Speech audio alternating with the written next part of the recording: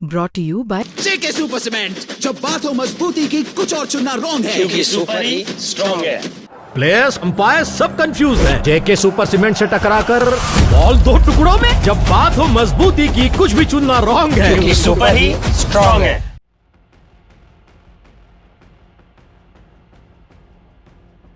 Cockroach जनता party CGI, ये नाम आपने सोशल मीडिया पर सुना होगा। बीते कई दिनों से इसकी चर्चा हो रही है।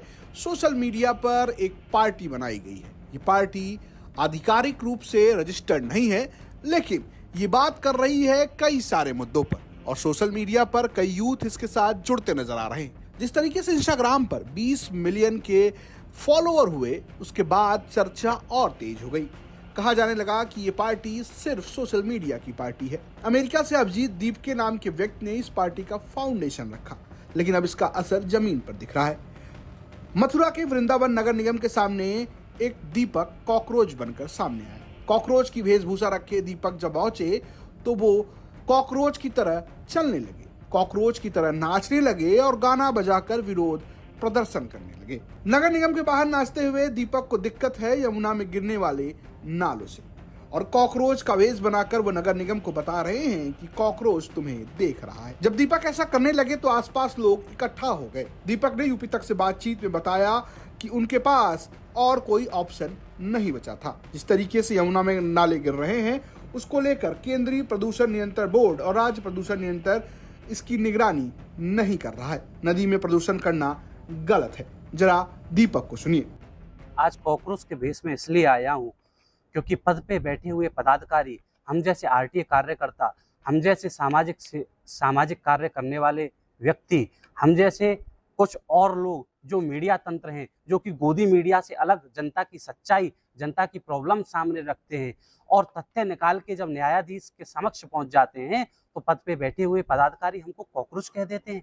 देखिए, जनता का विश्वास यदि न्यायालय से हट जाएगा तो फिर क्या होगा, लोकतंत्र कैसा रह जाएगा। आज मैं नगर निगम पहुंचा हूँ यमुना जी के लिए, माँ यमुना के लिए।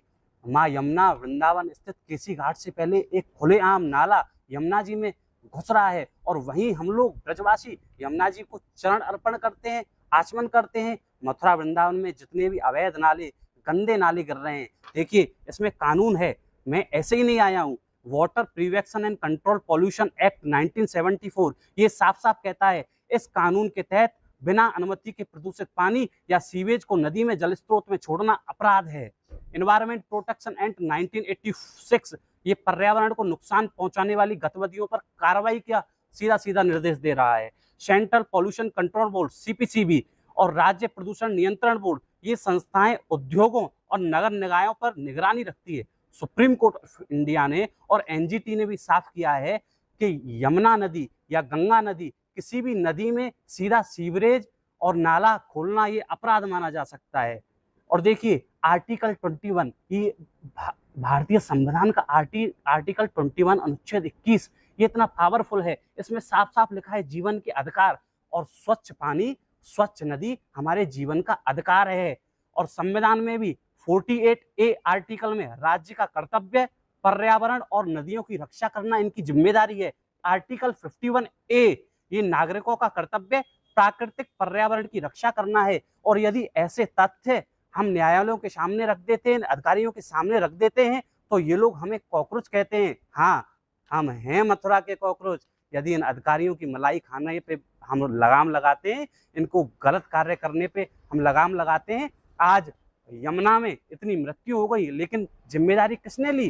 क्या किसी पर कार्रवाई हुई? जहां बाहर के दूसरे देशों में यदि किसी इंडियन की मृत्यु होती है तो वहां का मंत्री इस्तीफा दे देता है, लेकिन यहाँ तो आराम से अधिकारी बैठे हुए हैं, यमुना में खुलेआम नाले छोड़ रहे हैं, जबकि अपराध है। अरे हम जैसे कॉकरोच हैं तभी ये अपराध पे थोड़ा बहुत अंकुश लग पा रहा है और सुनाई भी नहीं दे रहा है। इसलिए जनता से मैं अनुरोध करूंगा, आइए मेरे साथ और FIR करें इन सभी ऐसे अधिकारियों पर जो नियमों का उल्लंघन करते हैं, कोई वैधानिक नियम नहीं अपनाते और संविधान के अधिकारों का हनन करते हैं। ये हाल फिलहाल में ये जो के पीछे जो उद्देश्य है वो क्या है? देखो, जिन लोगों का जो उद्देश्य रहा हो मुझे नहीं पता, लेकिन ये चीज़ मुझे फेस करनी पड़ती है। मैंने जैसे PIL अभी अनंतम सिटी में डाली, जब नगर निगम ने स्वयं अवैधता स्वीकार की, तो किस आधार पे आज तक वहाँ बुलडोजर नहीं चला? वहीं कोई गरीब का मकान होता तो कब का तोड़ देते। देखिए, कॉकरोच यदि हमको बोला जाता है तो हाँ, हम हैं कॉकरोच, लेकिन कॉकरोच जनता पार्टी या फिर जेएनजी तो नहीं है, बिल्कुल नहीं है। इलेक्शन कमीशन की गाइडलाइन के हिसाब से जाएंगे तो कॉकरोच जनता पार्टी कोई वैधानिक पार्टी नहीं है। कॉकरोच नाम से तो कोई पार्टी मिलेगी ही नहीं, क्योंकि गाइडलाइन का उल्लंघन है। काकरोच बनकर आए दीपक की चर्चा होने लगी है। जिस तरीके से सोशल मीडिया पर लोग इकट्ठा हुए और लगातार विरोध जता रहे, उसकी खूब चर्चा हो रही है। सीजीआई सूर्यकांत के एक बयान के टुकड़े को वायरल किया गया, जिसमें आरटीआई कार्यकर्ताओं, मीडिया के लोगों और सोशल मीडिया पर बेरोजगार युवाओं की तुलना कॉकरोच से की गई। हालांकि सीजीआई ने यह भी कहा कि उनके पूरे बयान को बिना संदर्भ के दिखाया गया, वो फर्जी डिग्री की बात कर रहे थे। हालांकि उनके इसी टुकड़े को आधार बनाते हुए कॉकरोच जनता पार्टी बन गई और जो धीरे धीरे अब लगातार भारत में चर्चा का विषय है, जिसे लोग जेनजीज की पार्टी कह रहे हैं। अब ये पार्टी जमीन पर भी नजर आ रही है। मथुरा से मदन गोपाल शर्मा की रिपोर्ट, यूपी तक।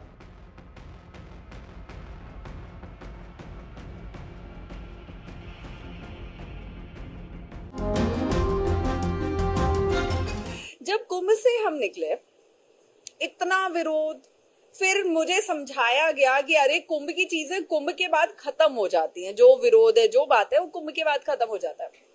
और मैंने भी ये सोचा कि हाँ, फिर सब अपनी लाइफ में बिजी, अपने काम धंधे में बिजी, कहाँ किसी को इतना टाइम है कि ये बार बार मेरा विरोध करने बैठेंगे। लेकिन कुंभ निकलने के बाद मेरा नाम, आपको पता है क्या हो गया था? क्या? कंट्रोवर्शियल हर्षा। कंट्रोवर्शियल हर्षा? हाँ, जबकि अगर मैं इस चेयर पे बैठी हूँ, आपने बोला है, मैं बैठ गई, आपका ये वीडियो वायरल हो जाए, आप कुछ भी उसमें टैगलाइन डाल दे, तो इसमें मेरी कोई गलती नहीं है। मैं अगर शाही रथ पे बैठी थी और मैं अगर भगवा पहन के बैठी थी, तो मैं हर चीज अपने गुरु आज्ञा से बैठी हुई थी। जो पहना था, जहां बैठी थी, हर चीज गुरु आज्ञा से थी। तो मैं कैसे गलत हुई? ना मैंने किसी का अपमान किया, ना मैंने किसी का विरोध किया, ना किसी के साथ बदतमीजी की, ना अपनी मर्यादाएं पार की। तो मैं कैसे गलत होगी? और अगर मेरे गलत ना होने के बाद किसी को मेरा विरोध करना है, तो हर व्यक्ति अपने जीवन में स्वतंत्र है। अब महाकुंभ से निकलने के बाद मैं जहां भी जाती, जिससे भी मिलती, या कुछ साधु संतों से, क्योंकि विरोध इतना हो गया था, मुझे यह था कि मुझे धर्म के ही रास्ते में चलना है। अब धर्म के रास्ते में अगर मुझे चलना है, तो मुझे साधु संतों का सानिध्य चाहिए, उनका मार्गदर्शन चाहिए। उन्होंने मिलने से मना कर दिया कि नहीं, उनसे नहीं मिलना है, उनके साथ बहुत कंट्रोवर्सी हुई है, बहुत विरोध हुए हैं, नहीं मिलना है। अरे, उस लड़की की क्या गलती थी? उस लड़की ने किसके साथ गलत किया? उसके साथ गलत हो रहे। इस वक्त अगर आप लोग साथ में नहीं होंगे तो कौन साथ में होगा? तो मुझे अंदर या महाकुंभ से लेके इस माघ मेला, पूरा 1 साल, 365 दिन में से 300 रातें मैंने रो के गुजारी है। मैंने मरने की अपने लिए विनती की है भगवान से कि भगवान मुझे मौत दे।